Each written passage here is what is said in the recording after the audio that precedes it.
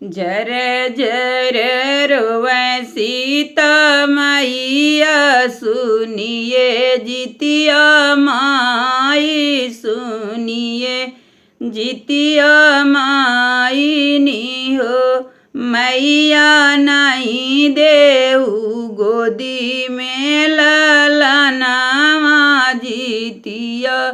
कैसे भूखी जीतिया कैसे भूखी नी हो माई नहीं देहू गोदी में ललनावा जीतिया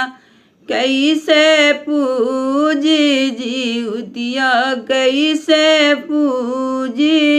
हो ओ ईसा मैया जितिया मैया त गौआ ब्राह्मण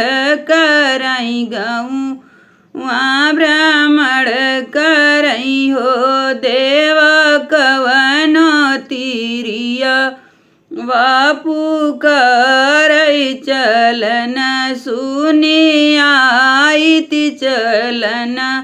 सुनी आईति हो देव कवनो तीरिया बापू करई चलहो सुनी आईति चलहो सुनी आईति नी हो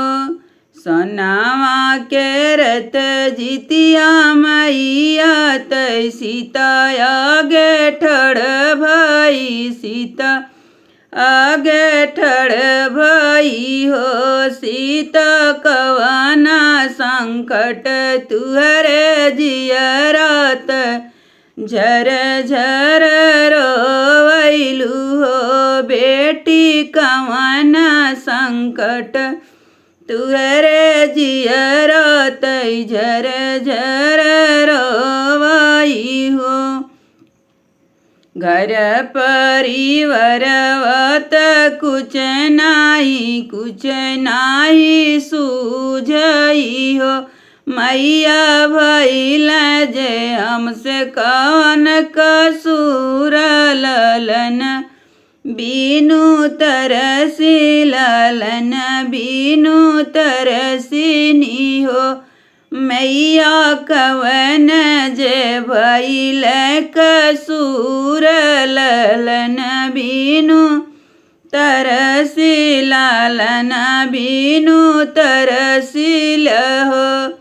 जिनी रोवाए मोरे सीता नयन लोर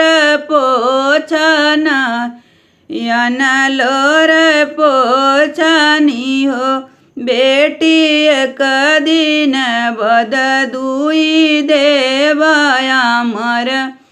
कई देवाया मर कई देवाई हो सीता एक के बदले दुई देवाया मर कई देवाया मर कई देवाई हो हसत चली है सीता त अंगनाली पावेत असन